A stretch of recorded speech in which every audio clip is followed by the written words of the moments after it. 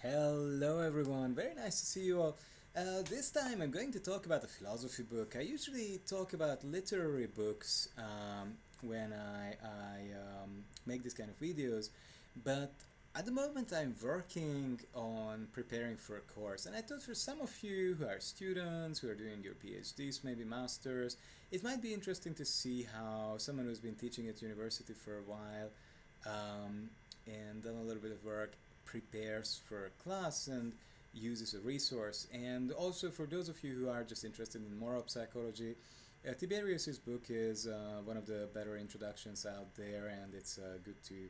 It might be interesting to hear some of the ideas. So, just to let you know, just to give you a bit of a rundown, this appeared with Routledge. They're one of the good publishers for philosophy, science titles, and so on. And they have a series of these contemporary introductions to different topics like philosophy of art, ancient philosophy. You can find all these titles in their catalog. And it's relatively new. It's about 10 years old, so it's not the most up to date. But since it's philosophy, it doesn't age as fast as some of the other fields like business and management and some other things do. It's a bit more akin to physics or mathematics or decision theory, where papers and books might stay relevant for decades or even longer if they make a solid point. As you see, the book is divided into five bigger parts, and it comes with a nice content section, very nicely broken down into smaller sections, and it has a good glossary. It's a little bit short, but it does the job, and of course the bibliography and the index at the end. I think a lot of students don't use the index as much as they should. It's a super powerful tool, and writers and their assistants and publishers spend a lot of resources and time, energy to put this together. And you can always use it to find the kind of term that you are looking for. If you have a good digital edition of a book these days, you can also just click on the page numbers and you get a link. For example, one of the topics I've been interested for a long time have been intentions and decisions, judgments. For example, internalism and externalism, how people make moral judgments. Are people sensitive to reasons that don't tie up with their existing motivations? And, you can just go to the relevant pages and read the discussion of this topic here in the book. Anyway, the first part of the book is really just a pretty bird's eye view introduction, and I think this part, based on my reading, is very much aimed at philosophers. Philosophers might have the kind of questions like, alright, but how does this tie in with the recently popular naturalist positions in philosophy of mind, philosophy of action, and ethics? Philosophers, most of the professional philosophers, working at universities these days think that natural science is more or less on the right path to constructing, either giving us true knowledge about the world or at least giving us the best kind of models that we can get at this stage of human cultural development. And that's why these models are so successful and useful when they're applied in applied mathematics, engineering, and other fields. So these first two parts really, um, the author talks about what moral psychology is. This is a very interesting field, which is a very old field, of course, goes back to the ancient Indian, Chinese philosophers, and it's been a major topic of the Greeks as well. And you find fascinating discussions of weakness of will, motivation in Plato, in Aristotle, altruism, egoism, all these core topics. And of course, today there are psychologists who work on this, who are professional psychologists, but that doesn't mean that what the philosophers say is not interesting. Very often, um, you know, uh, different fields seem to be delineated, differentiated from each other very strictly, but actually, for practitioners, there's a lot of overlaps and blending, and very often the distinctions between fields and subfields are more for organizational purposes, to run organizations like universities, ministries, funding bodies more efficiently and more easily. Um, so moral psychology is one of these interesting territories where you find neuroscientists, brain scientists, philosophers, psychologists, cognitive scientists, all kinds of people working together, economists, and everyone trying to work hard on both making the theories better. That's where maybe philosophers can help quite a lot, and also, of course, conducting experiments, setting up experiments, but then again taking away the results and trying to see interpret the results and build theories from them. That's also something where philosophers excellent can work very well together with people from other fields, and the book makes this clear in a very nice straightforward way with some examples. Now, the second chapter of the book is again, I think, primarily aimed at philosophers. Of course, it's interesting for anyone coming to this topic, but this is really the philosophical side of moral psychology. One worry that many people, when they hear moral psychology, why are philosophers working on it? People might have this kind of question or worry, and I think the author is trying to dispel this kind of worry by showing that, you know, there are a lot of questions at the heart of moral psychology. For example, what is a desire? What is a fact? What is a reason? What is motivation? Where different philosophical views cannot really be ignored. They are a lot more developed and detailed than a lot of the psychological um, a lot of the work offered so far by psychologists, and can be very useful. The other thing is that, of course, moral is in the title, right? So, one of the things that many people might think is that, look, there's no morality. Morality is just a fairy tale, the same as religion or myths and beliefs, folk beliefs. Or, yeah, well, there is something like morality, but it's explained by what was evolutionary advantages for humans to believe. Or something like, well, there are different moralities, and there are like different coordination schemes that communities came up with to help stabilize their long term functioning. And I think these are all very interesting and promising. Just one thing that usually philosophers point out, that none of these things mean that moral facts don't exist. And the point that the author is making here is also that there are different views of moral facts, which are all compatible with the idea that, of course, there are cultural influences in what people think morality is and moral rules are. Of course, evolution must have something to do with how we navigate nature, and of course, how our communities succeed in the world we live in. Depends on morality, so that has to have to do something with evolution and nature as well. But it doesn't mean that that's the whole story, and there cannot be room for some objectivism about morality. And so one of the interesting things is that if people believe that evolutionary pressures are related to moral facts, uh, that needs to be explained. This relationship has to be explicated, and that's something where moral psychology can also help us.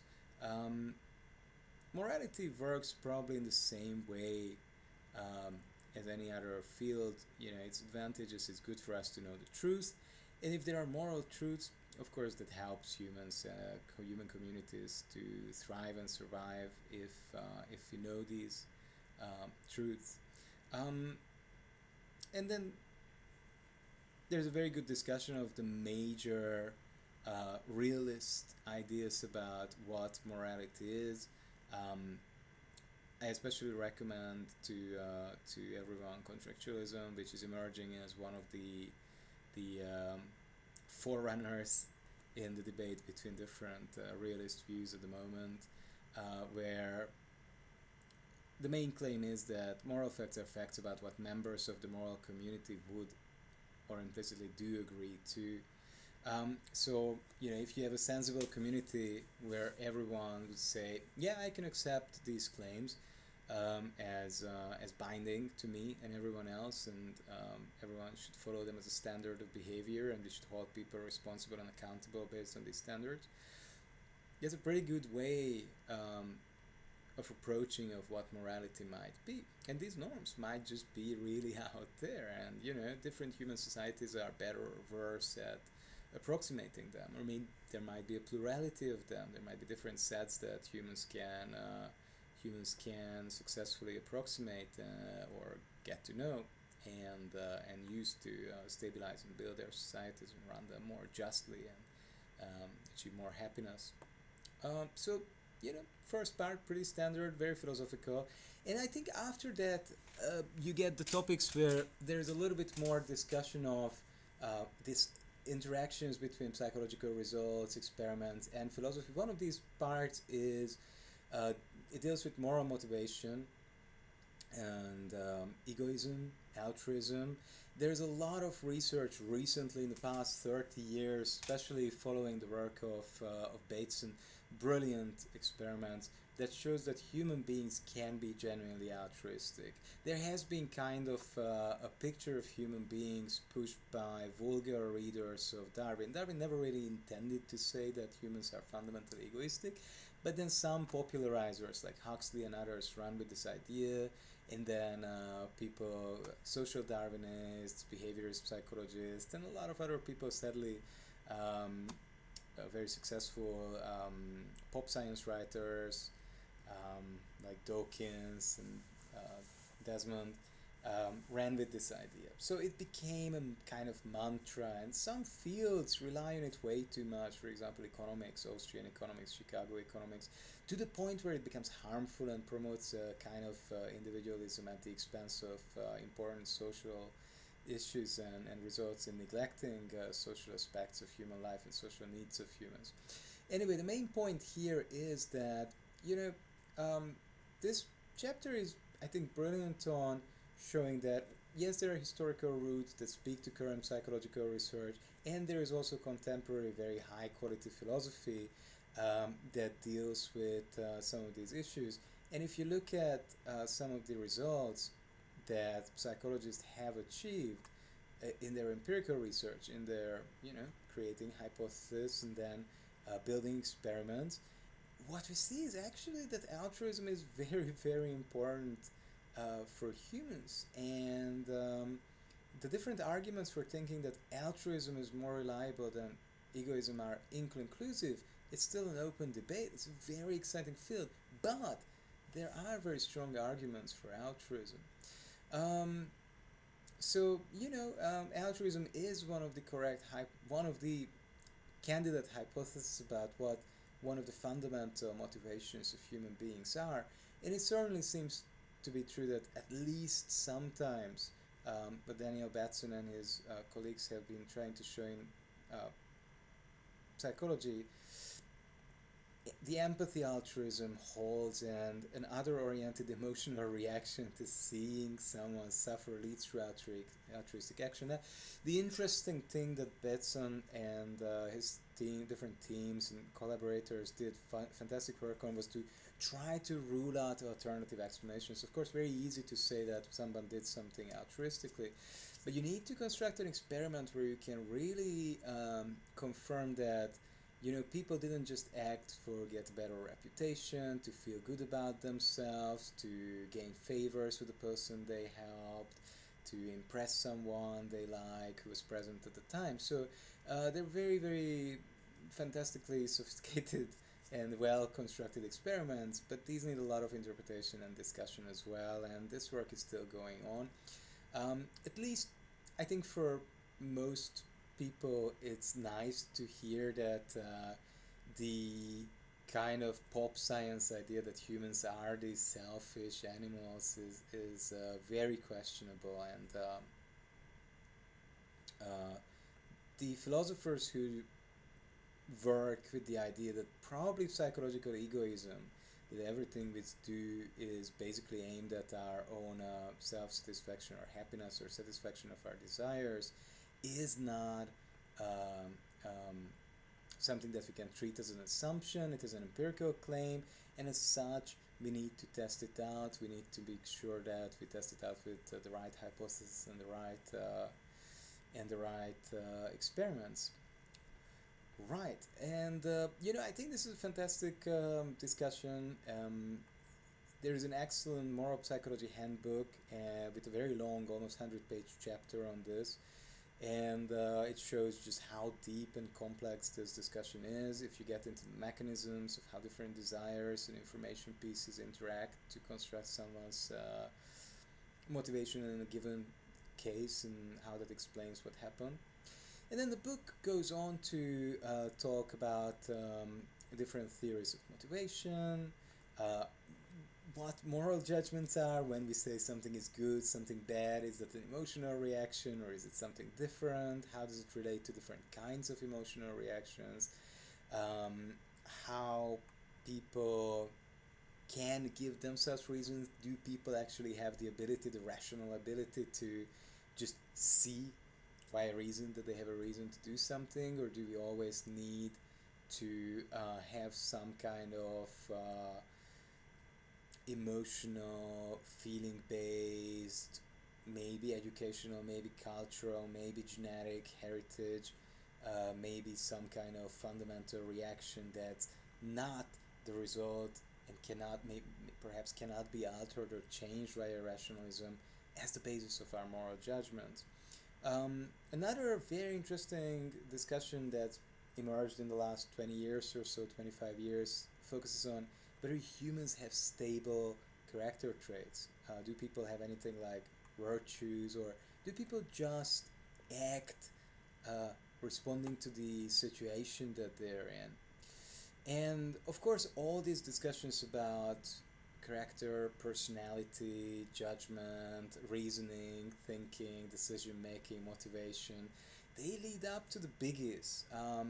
Can humans be free in a substantial sense, and can they be responsible in a substantial sense? Does it make sense the way we are at the moment holding people accountable or responsible in law, in public life, in social life? Um, it's very hard to write a book like this, and this is not a very, very long book. This is not a handbook. This is not an overview of the entire field of moral psychology. There is a book like that, but that's 3, 4, or 5 massive volumes running to thousands of pages. This is an introduction to the field, and hence it has to pick a couple of topics that it focuses on. I think it does a very good job at that. The last bit finishes with a few particular questions that people look at. Why be moral?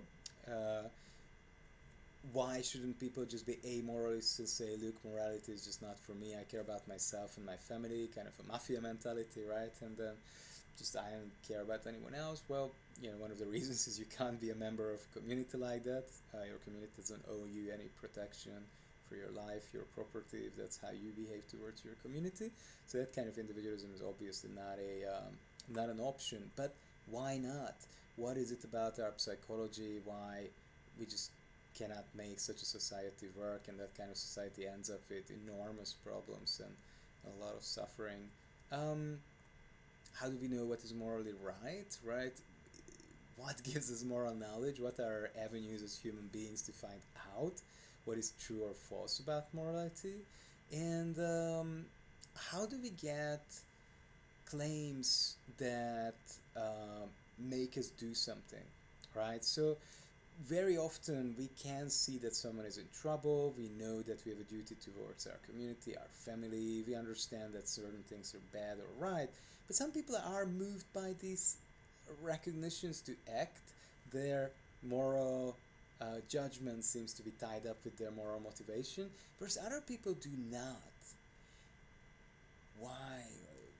Some people think there's a gap there. You need an extra judgment, and that can only be instilled by culture or by education, or you have to have the right kind of neural setup, fully grown capacity in the right parts of your brain, which doesn't develop in everyone necessarily, or develops in some people later, some people earlier. Very difficult and interesting questions. The book does a really good job at introducing them. And if you're into moral psychology, in the next months I might do a couple of videos on particular topics where I use apologies this book in conjunction with a couple of other articles to delve into some of these particular topics and some of the arguments about them in more detail. Thank you all for tuning in and having a look. This is a topic that I'm going to be teaching on in the summer, so I hope that you will engage a little bit. And if you have any questions, if you have your own ideas, if you are reading something great that's connected, do let me know. Very happy to um, hear from other people. Have a great day. Keep thinking, keep reading. Take care of yourselves. Bye bye.